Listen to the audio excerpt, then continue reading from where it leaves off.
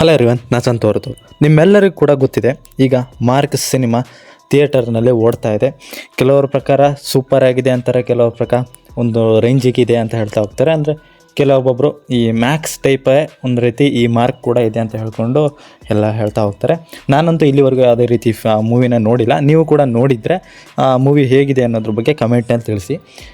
ಏನಂದರೆ, ಈಗ ಮಾರ್ಕ್ ಸಿನಿಮಾದ ಒಂದು ಸೆಲೆಬ್ರೇಷನ್ ಅಂತ ಒಂದು ಮಾಡ್ತಾರೆ. ಆ ಟೈಮಲ್ಲಿ ಒಬ್ಬ ವ್ಯಕ್ತಿ ಅಂದರೆ ಒಬ್ಬ ಪತ್ರಕರ್ತ ಕೇಳ್ತಾರೆ, ಸುದೀಪ್ ಮಗಳಿಗೆ ಬರ್ತಿರ್ತಕ್ಕಂತಹ ಈ ಬ್ಯಾಡ್ ಕಮೆಂಟ್ಸ್ಗಳ ಬಗ್ಗೆ ಮಾತಾಡ್ತಾರೆ. ಅಷ್ಟೇ ಅಲ್ಲದೆ ಕೆಲವೊಂದು ಥಿಯೇಟರ್ಗಳಲ್ಲಿ ಜನನೇ ಇಲ್ಲ ಅನ್ನುವಂಥದ್ದನ್ನ ಮೆನ್ಷನ್ ಮಾಡಿ ಆ ರಿಪೋರ್ಟರ್ ಕೇಳಿದಂಥ ಟೈಮಲ್ಲಿ ಸುದೀಪ್ ಅವರು ರೊಚ್ಚಿಗೆದ್ದು ಮಾತಾಡ್ಬಿಡ್ತಾರೆ.